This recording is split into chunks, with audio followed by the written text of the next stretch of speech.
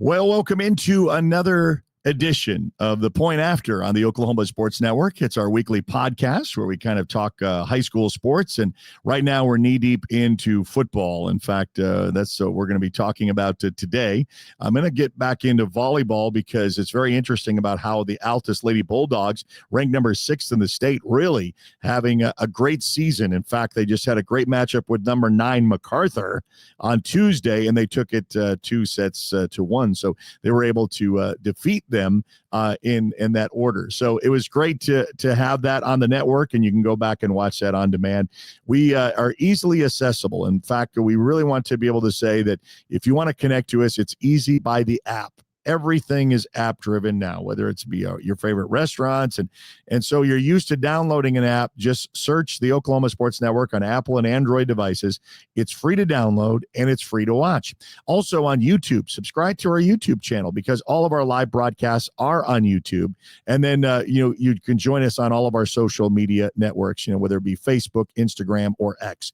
We are coming live from the Cameron Studio podcast room, and we want to appreciate Cameron University and our involvement and our connection, our partnership with each other. And so we even have an office here at the CEDIS building, which is right down from where I am at in our podcast studio. So we've got a special in-studio guest with us. So we kind of go around robin. We talk with coaches, we talk with players, and we've also talked with some of our announcing staff. And so Billy Collier represents the Newcastle Racers and had a chance last week because Josh was out of course, doing his full-time job covering the Oklahoma Sooners.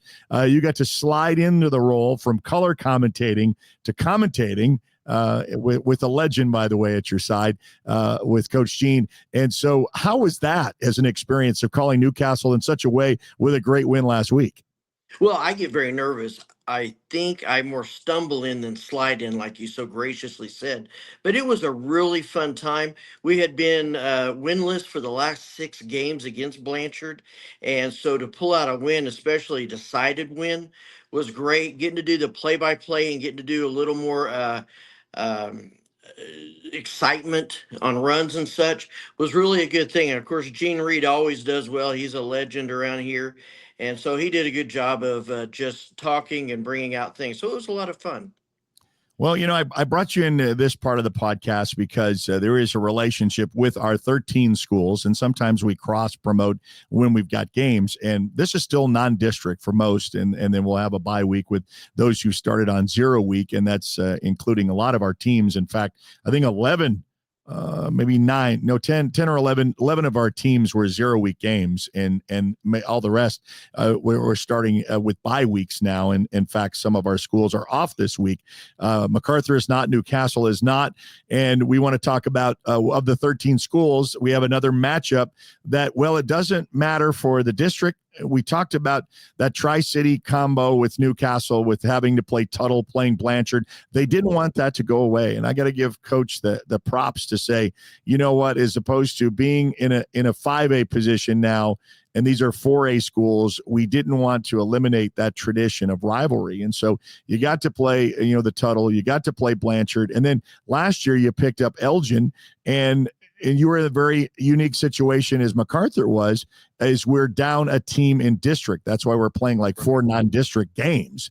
And that's, you want to get 10 games in a schedule. What else do you do? So you have to play 0 week, and you also have to schedule some people on there that will fit in your scheduling. And you did this last year and then this year.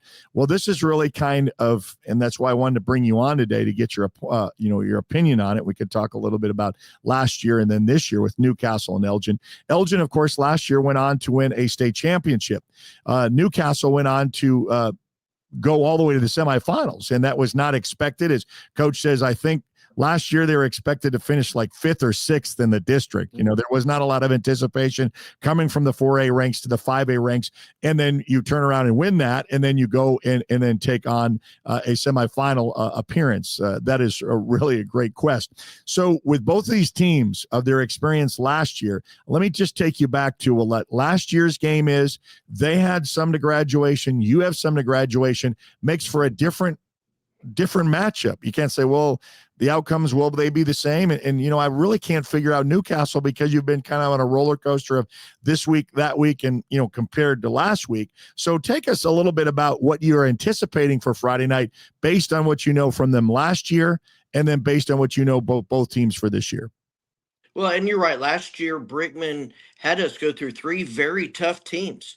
If you think about it, Blanchard, Tuttle, and Elgin, all 4A. Elgin beat Tuttle for the state championship, but they're all been very successful programs. However, it does have a different feel this year. It feels like new teams coming in. Now, they still have Myers, they still have some of those people, but they graduated some key people. We graduated some key people. And like you said, the roller coaster, watching these other guys stepping into roles that maybe they didn't do last year has been great. And watching them have the success they have.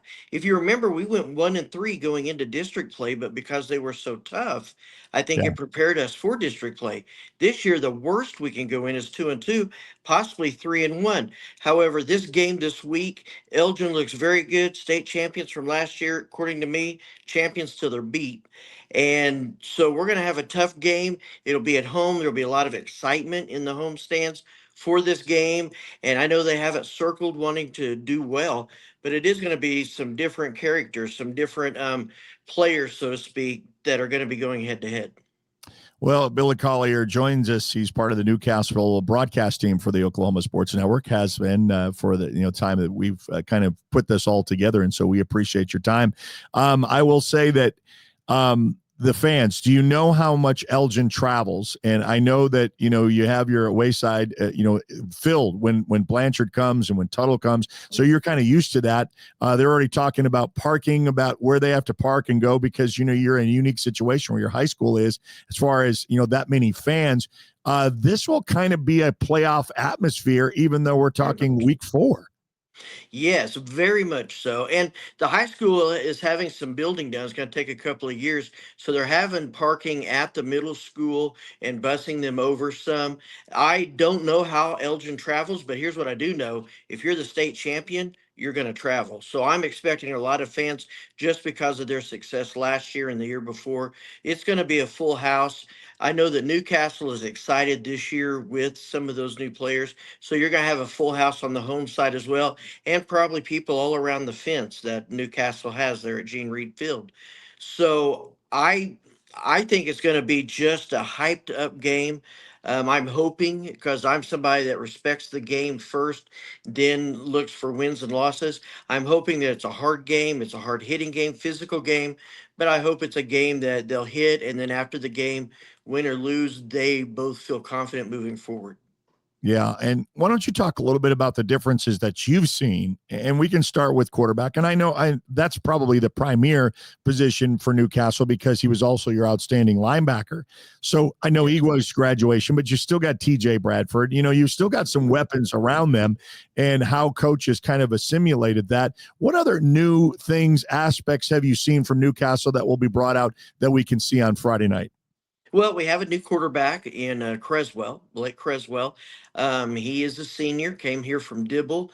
Last week, what was so impressive. I know that we had Alex Schumart as our player of the game, and the Oklahoman fell in love with him. But to watch Creswell be the general on the field, it was something incredible to watch. He quietly racked up, believe, 230 yards passing, and you didn't really say his name a whole lot. He just held the game and did well. Yes, we got TJ Bradford. We also have another running back that's doing very well. Ben Rogers is doing good. Caden Longman, who everybody thought might step into that quarterback position, said he would rather be receiver and defensive back and play some of those. So we're seeing Creswell, which we've only had 3 games with him to see how well he is, but he seems to have the mindset. He has the sports intelligence as well as tall, good arm, accurate arm. And so we've been real impressed with that. And Kate Logman also was our nominee for Defensive Player of the Year last year. I mean, he was just all over the field, and so he's Yes. A force to be reckoned with.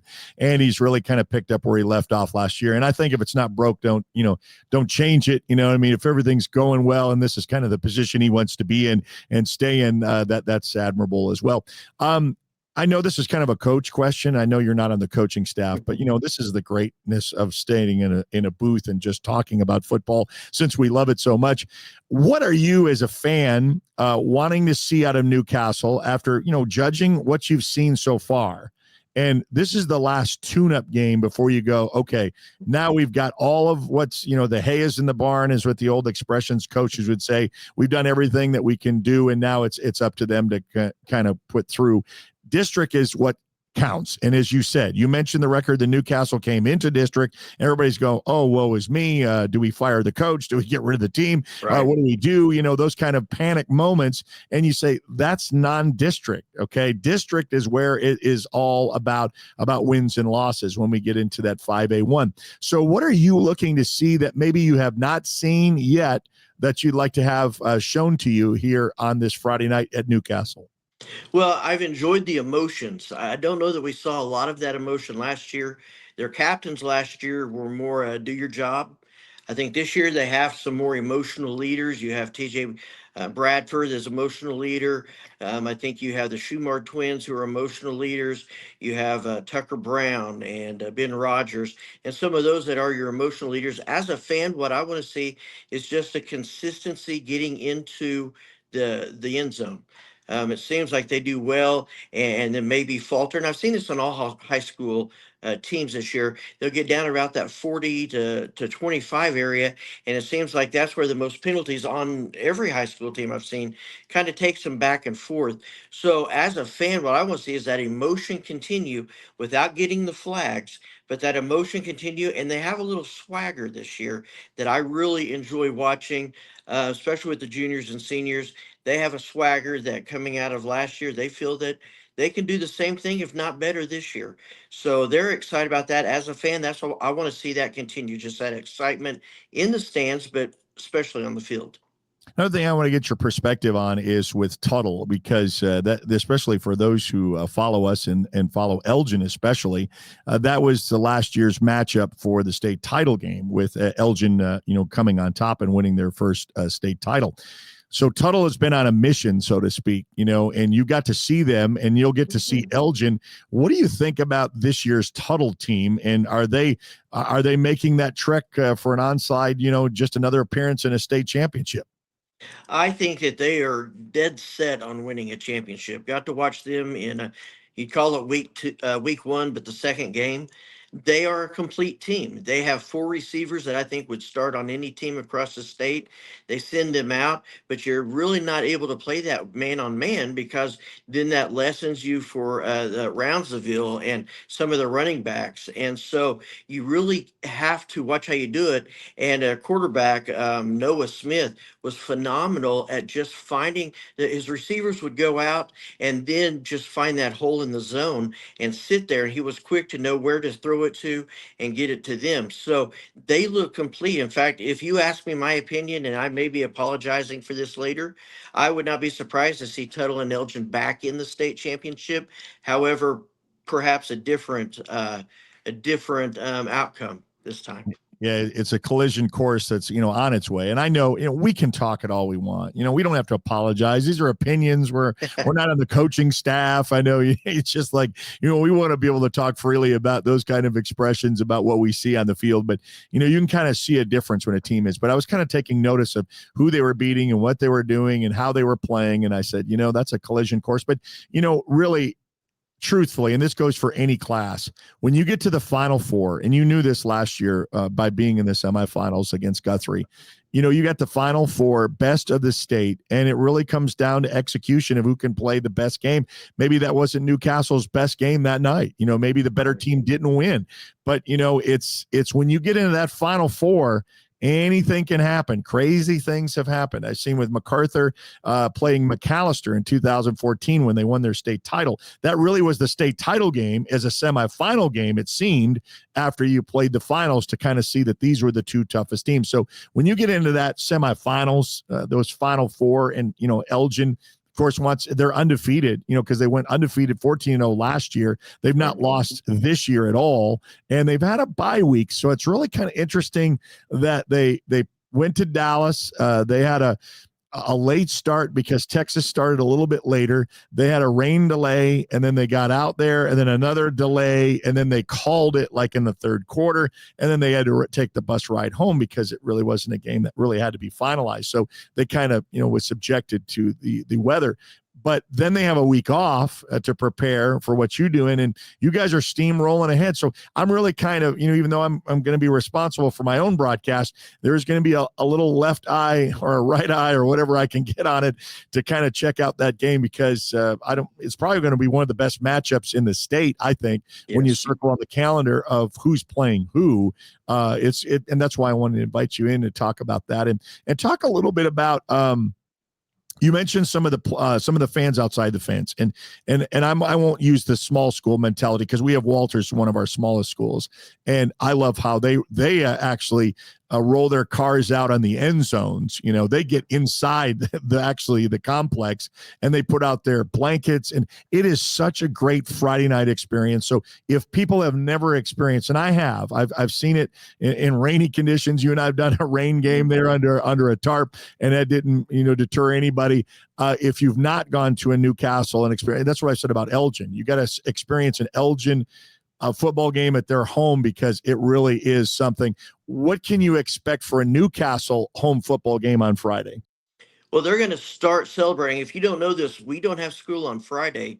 So today they're going to have kind of their pep assembly. So they're going to start getting fired up for this game. And I will tell you, the players on the team, as well as the fans, feel that Newcastle's a team with that swagger they have can beat anybody. So it's almost going to be like a late game on Saturday because they're going to start on Thursday and then all day Friday, gearing up, getting ready for this game. And so you're going to come to some stands that are going to be rowdy. They do have a chain link fence that goes all the way around, and many times you'll have the stands filled. You'll have people sitting in chairs all around the field. It's an incredible experience. I think we have one of the best fields in the area. It's a great looking field, and the players really know how to play on it. And I know visiting teams really appreciate that turf as well. If you come to the game on Friday, it's going to be loud on both sides. It's going to be raucous. It's going to be fun. I think it's going to be that high school Friday night feel that everybody talks about and longs for. And I think you're going to see that this Friday night.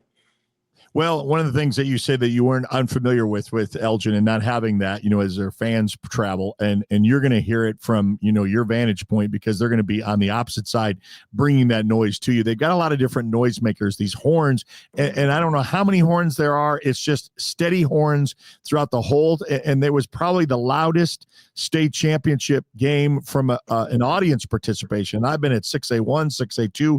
I've been to all of the different levels, and it was the loudest in Elgin, coming up from the ranks of not being there before, and this is their first time, and everybody was experiencing it once. But then the horns, and then they've got these jugs that are filled with rocks, and they just rattle that, just constant. It's just a constant stream of noise from their fan base. So if you can't get excited for high school football in Oklahoma, this will do it for you, with especially this Elgin Newcastle. It makes me want to just go up there and set up my chair and get ready for a game because it's going to be that kind of anticipated, even though it doesn't really mean anything when you say both teams, one's a 4A, one's a 5A. We won't see each other, unless you plan to play them again next year in a 2-year commitment. But other than that, it is for pride. Both teams are showing that they can win this game, and it's a great high school Friday night atmosphere, I believe. Absolutely. And you know that Elgin, they went undefeated in 5A the year before last, undefeated last year. They're looking to continue that going, get a second state. You've got Newcastle that feels they can beat anybody, run with anybody, and they want some revenge for last year's defeat where they lost pretty handily against Elgin on their run to the state championship. So you're going to see, I think it's going to be a collision of fans and noise, like you were saying, a collision of players, and just a great high school football game. That's why we love what we do. It's just that, I've said it often. I said, when people say, hey man, we appreciate this or that, I said, man, I love what we do. This is the best time of the year, and you got to take it in because this will be game number 4. You're going to look up next week and you say, wow, the 5th week. I mean, half of the season is gone. That's how fast this goes. We put so much emphasis in it. And so I appreciate it. I appreciate your time, Billy, and all what you do for Newcastle and the Racers. And for those who are listening for Elgin, I know they'll get out in full force, and we're looking forward to that matchup, which, we're not really. And now they're playing for trophies. I don't know if you noticed this. Cash and Altus is having a dog trophy, they put a collar around it, and they created that last year. So some of these rivalries are putting a little bit of hardware in it. So who knows? Maybe the Tri-City will start doing a Tri-City champion like they do a Lawton championship. They have the 3 schools, and when they do it, they get a traveling trophy. But more and more of that is starting to be emphasized in these non-district games. So who knows what kind of rivalry we've set up between you two. Oh, that'd be great. We're all kind of down here in this area. I would not be surprised if in the next year or so, Elgin's back up in 5A, and Yeah. you're going to see even more of a rivalry with that. And so, excuse me. So I would love to see some trophies. I'd love to see a Tri-City trophy. I would love to Yeah. see, Southwest Oklahoma trophy, and so I think I can see that coming. I can see that coming very fast. Elgin's growing and doing a great job. And I can see that moving up our way. We're the fastest growing city in the state. We're growing and Still. moving that way. Yeah. Yeah, I know in the south side of the city where you are, and people are moving out of the city, and they just kind of want to be in the fringe, and then that kind of boosted you guys up in the last couple of years, but you're on a fast course. It's kind of like maybe the Deer Creek of what Edmond had, what Deer Creek was, and they moved up, and I know you don't want to move up as fast as they did because you'll be in 6A before you know it. You just made the jump to 5A. You don't want to go to say, okay, well, now we're at 6A that quickly. But Elgin, you mentioned their ADMs, and this was different. They finally took the coaches' opinions to not lock in a 2-year commitment at their fall meetings because they were going to use last summer's numbers. And so the coaches said, what's really only fair because of graduation and the kids coming in, let's do it again in the winter when we're talking about basketball, that we can talk about football and lock it in because you're locked in for 2 years. Right. Basketball, baseball, they're not. They're just a year thing. And then, sometimes you're up, sometimes you're down. But because of the home and away scheduling for football, they lock it in for 2 years. So we'll know those ADM numbers, and we'll know if Elgin slides back up there. Right now, the last time I checked, they're right at 32 of that, the bottom end or number 1 in class 4A, or right on the bubble of being the last in 5A. And so you really can't control the numbers of any other school because the numbers are what they are, and so that will affect you. So we'll have to see if they do indeed jump back up, or if they stay in 4A. Well, Billy, we appreciate your time. Good luck, and have a blast on Friday night. Oh, we will. And thank you, Eric. Appreciate you. Appreciate what everybody's doing. Looking forward to seeing the Elgin fans and running into the other Billy as they're commenting on that side as well. So thank you very much. We got a couple of Billies in the program. So Billy Collier, Billy Palmer. Billy Palmer is the play-by-play announcer for the Elgin Owls. So you guys will be up top on the press box. So Yes. Give them a wave and give them a shout out. So I appreciate that. All right, so Billy Collier, Newcastle Racers, and we hope for a great matchup on Friday. You can catch both pregames 6:30 and then 7 o'clock for the kickoff on the Oklahoma Sports Network. Remember to download our app, Apple and Android devices. It's easy to download. It's free to download. It's free to watch. Subscribe to our YouTube channel. Catch us on Facebook, Instagram, and X.